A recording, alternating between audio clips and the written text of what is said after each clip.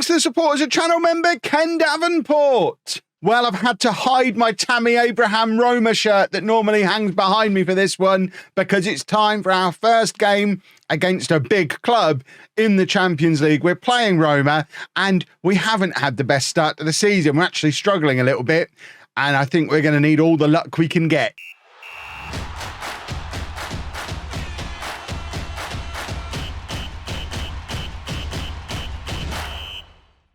Hello, welcome to Club 2, Part 45 of Non-League to Legend. I'm Kevin. Coming up on today's episode, we are at home against Chelsea in the Premier League. And then we also face Roma at home in the Champions League. Since you were last with me, as mentioned in the intro, bit of a rough start to the season.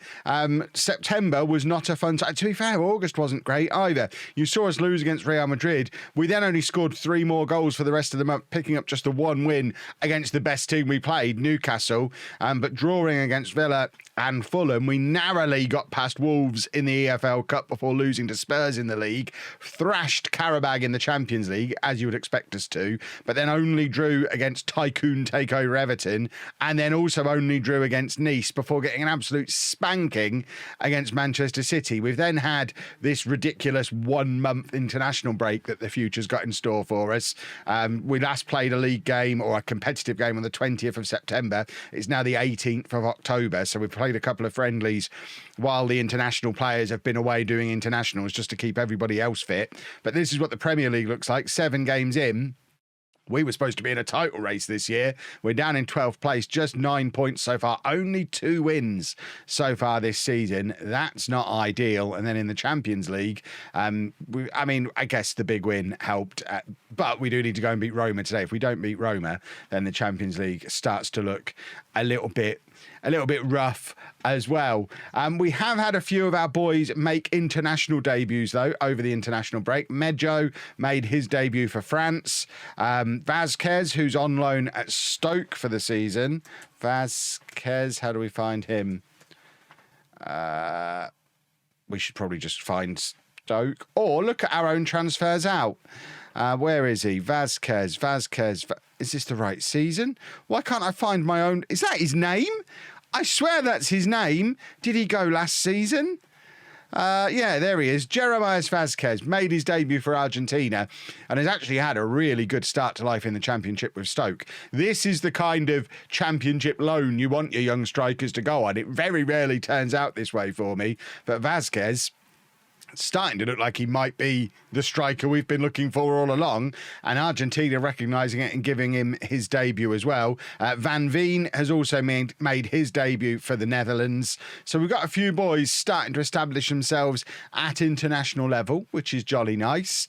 But we do need to start sorting out our form, starting here against Chelsea. So this is the team for the game against Chelsea. We've got Hansen in goal, a back four of Van Veen, Suarez, Kubasi and Debay. Suarez, by the way, still an England regular, 15 caps now for him. Kubasi, 13 caps for Spain. We're just waiting for Debay to catch up with everybody else. I mean, if you'd have said we've got a Dutch, a Belgian, an English and a Spanish defender, you would expect the Belgian one to be the first to get an international cap, but he's still struggling to get the breakthrough. Hansen, 20 caps for Denmark as well. We've got a proper little international team. Bessie and Oscar in midfield. Bessie still hasn't played for France. Oscar probably will never play for Spain because he's only 3-star potential now. And then Medjo, Stanis and O'Donoghue. O'Donoghue, still a regular for England, behind Nim up front, who has got 21 caps for Denmark. Thompson, who we signed in the summer for all of that money. I know we've only played him a couple of times, but he's not looked very impressive in any of the games we played. He's played a Champions League game, the Super Cup game, 2 Premier League games, Carabao Cup, Community Shield. He's not done over a 6.6 yet, so I know he's only showing us 2 league games, but Nim already looks like he might be the better of the two, and even that's a stretch. He's on a 6.57, but he has scored a goal. So we are still on the lookout for a striker. We're adjusting what we do out wide. Medjo, who now has been recognised by France, I figure let's play him as an inside forward. He's a right footer that we play out on the left-hand side. We've been playing him as a winger because it's supposedly his best role, but we're struggling for goals. Cue the Miles Lee-Burn comments. We're struggling for goals, so let's try him as an inside forward coming off the left-hand side, see if we can create our own Thierry Henry. That's the plan. I think long-term Thompson will be fine. It's just taken him a little bit of time to settle in. So we're going to give him that time. We're not going to force him to play 10 games and get the fans on his back because he's rubbish. Let's let him play his way into the team, earn his spot, and then become a superstar for us. That's the plan. Man management, that's what's happening here. Right, Suarez plays it forward to Oscar, and now Mejo, in his new role as an inside forward, finds Stanis. Stanis, of course, always excellent. The former Chelsea boy as well. I think he's former Chelsea. That's who we signed him from. I am going to check now. Yeah, former Chelsea boy. Never really got a chance to play for Chelsea, but was at Chelsea for a long time. One of the many players who has the gazillion Chelsea loans. That was very much the story of Stanis before he arrived here at the Pirelli. And Chelsea are knocking the ball around relatively unchallenged at the moment, which when we're playing a high pressing system, it is a little bit alarming to see them do, but they're not struggling for possession currently, are they? Caicedo always seems to score against us, by the way, so he's probably going to score against us today, especially because I've now said his name, and as soon as you mention an opposition player, you're just about guaranteeing that they're going to score. Chelsea, of course, were the Premier League winners last year and have also had a very slow start to the season. We expected this to be a top-of-the-table clash. Is expect too confident in the circumstances? We did finish second in the league last year, but I think just the enormous amount of fixtures and also relatively high turnover of players this summer. We've probably made more changes to our 11 this summer than we have for several years at this point, which I think are all good changes for the long term, but they are going to take a little bit of time to settle in, get that team coherence back up. But, that's absurd. The Chelsea goalkeeper gets himself out of position. Mejo, who, to be fair, I'm taking this as a managerial masterstroke because Mejo's not that narrow if he's playing as a winger, so he's not there to hit it. It's the poor clearance. Mejo, completely central, shoots it from 40 yards. We're 1-0 up against Chelsea. The recovery is on here, boys and girls. If we win here, we go above Chelsea. We start to challenge again for those European spots. In reality, for a first season in the Champions League, just getting into the Champions League again would be great. We'd love to establish ourselves as a team that gets into the Champions League every year. We move into our new stadium in about a year and a half now. Not right, a little over a year and a half. End of next season, we move into the new stadium. So if we can get into the Champions League again next year, it just kind of sorts the money out until we get the stadium. And then if we're a regular Champions League team with a big stadium that we're filling, money's never a problem ever again for this football club until I leave and they disassemble the team and fall off, because that's how Football Manager does things. But fingers crossed. I mean, that's got to be the goal. Financially, I know the board are saying they'd be happy with mid-table. I think financially, based on the money we've spent, I know we're still not paying huge salaries compared to the rest of the Premier League, but they're huge compared to our stadium. So I think financially we do need to get ourselves back into the Champions League again. And O'Donoghue has just got his first goal of the season. It's an absolute cracker, but I think the referee's about to ruin everybody's fun and disallow it. The referee has his finger in his ear. Come on, ref, do us a favour. That was a lovely finish. And it has been awarded. Lovely, lovely stuff. Let's have a look at it from the other angle. O'Donoghue has hit this like he meant it. It's another piece of defensive sloppiness from Chelsea. O'Donoghue gets in and absolutely wallops it into the underside of that crossbar. He's a little bit unsettled at the moment. He's being linked with a move to Newcastle. He's got a £93 million release clause. They'll have to pay that to get him, but they are being linked with a £93 million deal from in the media. He won't discuss a new contract with me as a result. So I know it's forever been the story of what happens when O'Donoghue leaves. I think we're probably in the best position we could possibly be now to let him go. We've got so many players who can play in that role. And I think 93 million, if they want to give us 93 million in January for him, we'd probably take it. We'd probably take 90. Don't even have to pay the release clause. We'd probably take 90 million for him in January and not necessarily even need to reinvest very much of that money, because I think the rest of the squad is looking pretty solid now. There's not anywhere that we obviously need to strengthen, I don't think. We've got there's areas where we could get better, like centre forward, but I think with Thompson, he'll come good. Vazquez is doing great for Stoke. We'll recall him in January and give him a chance. So I don't think we need to go out and spend money on another striker. So I think we let O'Donoghue go. if we get the offer for him. But that was a lovely finish from him. The referee is going over to his little telly and deciding whether or not to give us a penalty. I mean, this would be, if we could go 3-0 up here against Chelsea, this is very much the way to properly kickstart our season, which has been slow to get going. We have got a really tough sequence of matches coming up as well. We've got this one, then obviously we've got Roma, and then I think in our next 3 Premier League games, we play both Arsenal and Liverpool. So it is a tough run that we're just about starting, not in great form. So this would be a lovely way to get started on that run of tough matches, proving that we can beat last season's champions and beat them decisively. Obviously, we've already beaten them in the Community Shield this season on penalties, but now we're, this is pretty emphatic now, 3-0 up, and we're now the team knocking the ball around for fun, and Chelsea seem to be struggling a little bit, which, I mean, you can't help but notice with the Chelsea team, there's a lot of players 10 years in the future now, or whatever we are. It's basically the current Chelsea squad. Now, I know Chelsea spent all the money that they spent with a view to it being a team they could have together for 10 years. They were all young, but add 10 years to them, they're not that young anymore. That's how time works. So I suspect this is an ageing Chelsea team that might have just had its last hurrah winning the Premier League last season. It started poorly. We're now thumping them. They might be on the decline. And thinking in terms of my own career development, I don't know that I've managed Chelsea in non-league to legend before.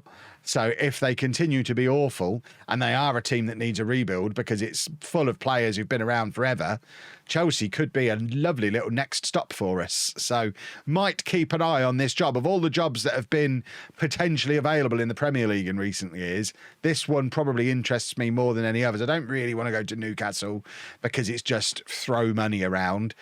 Chelsea, I suspect it's not that because they haven't been. I know Arsenal was a job that potentially would have come up last year, but I was never offered it. But I've managed Arsenal loads of times. But I know we're not supposed to consider that kind of thing in non-league to legend rules, but it would be like the 4th time I've managed them in non-league to legend.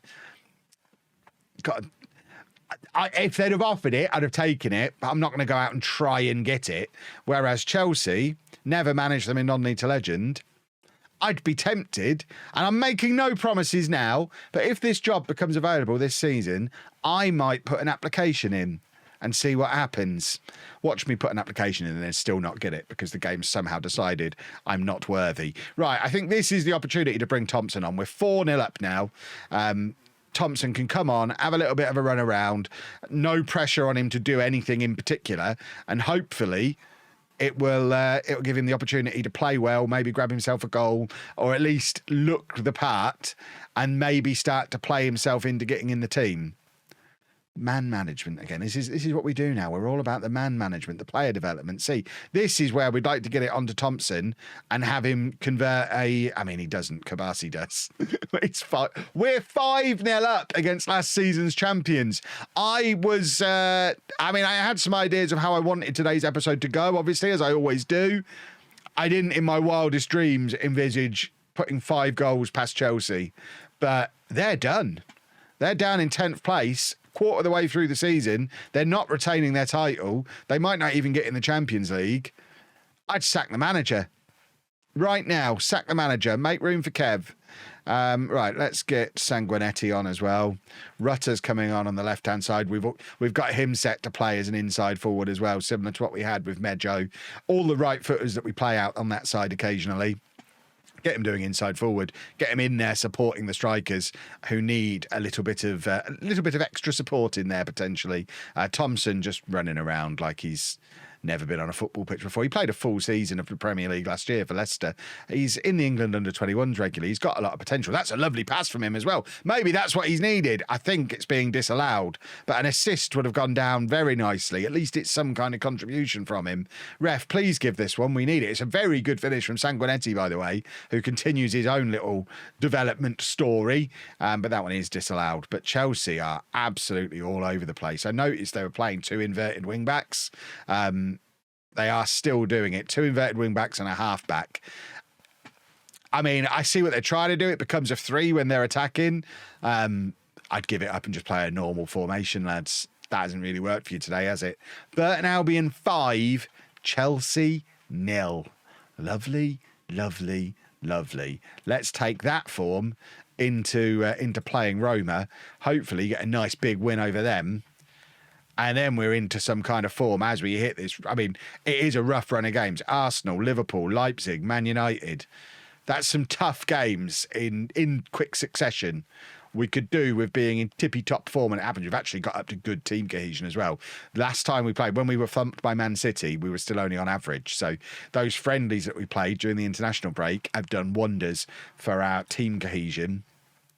Maybe we start to turn the season around from here. We're still down in 8th place, but only 5 points off the top. Maybe we can get ourselves into a title race after all. At this point, got to believe we've got more of a chance of doing that than Chelsea have. So just the one change for the Roma game. Nim's not in our Champions League squad. One of many players not in our Champions League squad. We've got too many players. So Saturday, Sunday comes in up front for him.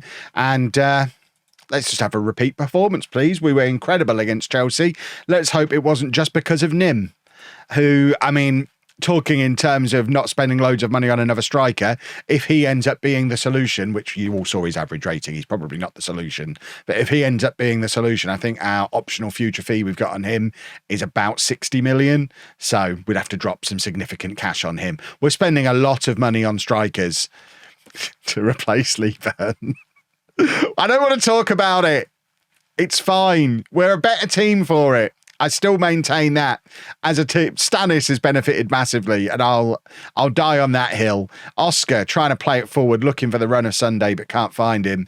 And then O'Donoghue tries to do the same thing and also can't find Sunday. And that's a missed header from Suarez. A rare missed header, but a good save from Hansen. And we've got the potential for a counter-attack here. Stanis, because it's an Italian team, has got 5 players to try and get past. How on earth are we supposed to do quick counter-attacks against this lot?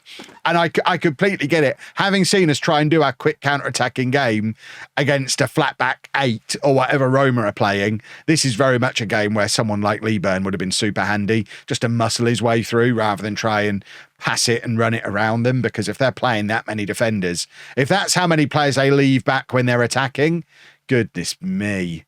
I mean, there's a swarm of red shirts there, but it does mean we've got this little bit of space behind that Bessie has used to find O'Donoghue. And now O'Donoghue beats his man. That's lovely work from O'Donoghue. Proper wing play there, and Mejo is in again. And I tell you what, he is starting to look like the real deal. He's scoring a lot of goals for us. We've got our own Thierry Henry. Maybe we play him at centre forward, which I think I need a time machine. I need to go and converse with past Kev and talk about this transfer window we've just done.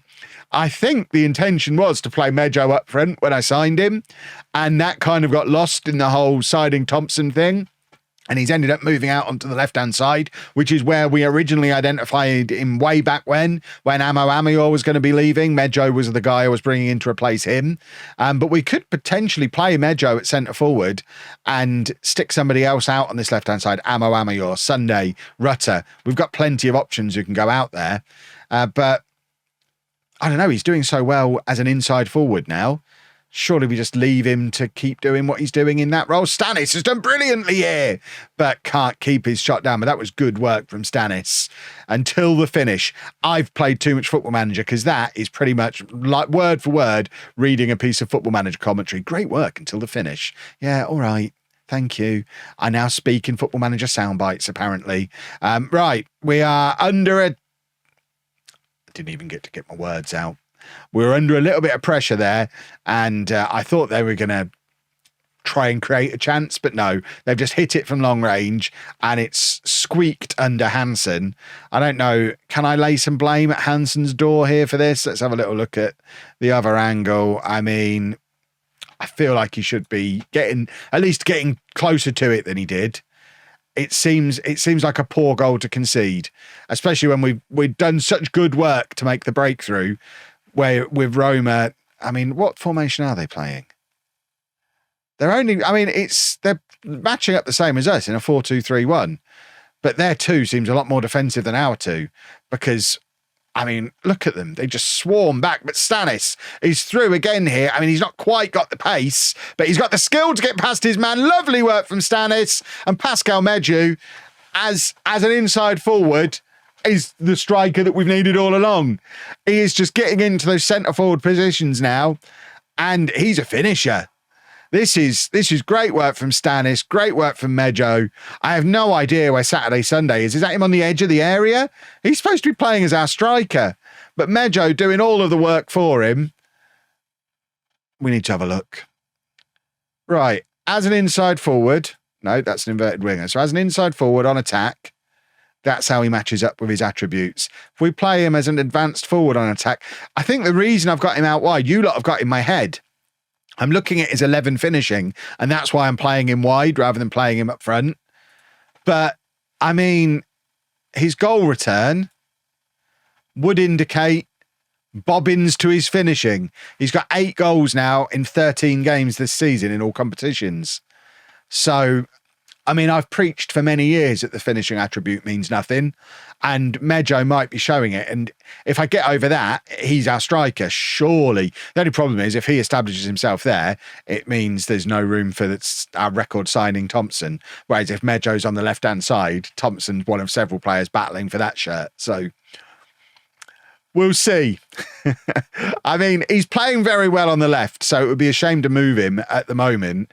But it's also a shame for Amo Amayor to have lost his spot, who would probably be contributing more than Sunday has today. It's a puzzle. It's a pickle.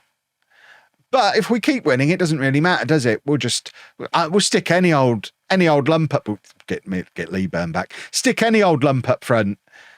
Just let the 3 behind do their thing like they are today. Right, Roma on the attack again. We're giving them far too much space on the edge of the area. They've already shown they can pick a shot, and they've beaten Hansen again there. But this time, luckily, it ends up coming back off the post. But they are demonstrating that we probably don't want to be letting them get as many shots away from range as they are. Suarez has picked up an injury now, so Daniels is going to come on to replace him, and then Mejo is tiring, so Amo Amayor can come on for him. Is he an actual left footer? Yeah, so we'll leave him as a winger. And where were we? Why has that gone into a weird order? We're also going to take off Stanis, and Sanguinetti can come on for him, and we will, fingers crossed, hold on to our lead here, because the dream scenario, of course, is getting into the top 8 here in the Champions League, getting that top 8 finish and skipping around.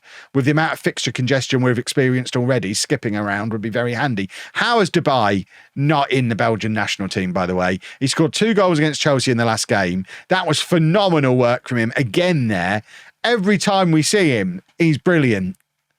He should be nailed on starter internationally. I don't believe Belgium have a better right back than him. Right. Oh, we've got a lot of tired legs. See, this is the problem with the fixture congestion. Gray can come on at left back. Dudu can come on at right back. It means we've got a lot of tired legs further forward, but the wing backs are so crucial to the way we play. We have to keep them fit and energetic. But we've got a very tired midfield and centre back now. And the other guy at centre back today is our utility defender. So we're clinging on a little bit here. We have played well. I mean, we deserve to be ahead, but Roma can just stick one in from long range at any moment. They've already proven that to us today. But it doesn't matter because we have picked up the win. And that has been a much more successful episode than I was worried it was going to be going in. I love the fact that we get all that money for a Champions League win because we do need it. We need to get into this new stadium pronto. But let's hope Suarez isn't proper injured, because a proper injury... Oh, see, that's a worry. We're going to lose him for 2 or 3 weeks. Why couldn't that have happened before we had the month off for the international break? There's more talk of O'Donoghue potentially going to Newcastle. So I feel like we probably should expect an offer for him in January. That's a lot of very difficult football we're going to have to do without Suarez. This is where our lack of a proper backup centre-back might be a problem. We sold Urkel Giza in the summer. We've got Antonucci in, who's completely unproven. Daniels, who theoretically is a centre-back, but we've never really used him there. Or we have got Peter Reinhold as another Danish superstar, a Danish wonder kid. We've got a lot of Danes in our team. Maybe we give him a try. This is his time to shine, I guess. A little bit alarming. It'll be fine. If you've enjoyed that, please make sure you leave a nice big thumbs up on there for me. Subscribe to the channel for daily Football Manager videos. And thank you very much for watching.